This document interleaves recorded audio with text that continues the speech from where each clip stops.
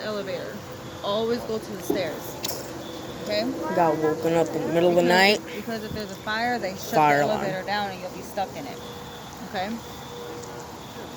Always go to the stairs. About The stairs are always at 11 the end o'clock of the at building. night. Okay? All you have to do is look for the sign that says exit. Fire alarm. Gotta wait for the fire department to come. There's only like one or two in there. We're freaking trying to sleep, No, I saw a man. bag for your key. It's been a bad day for you, Marcos. It really has been a horrible day for Marco today. Started crying on the ski boat. Poor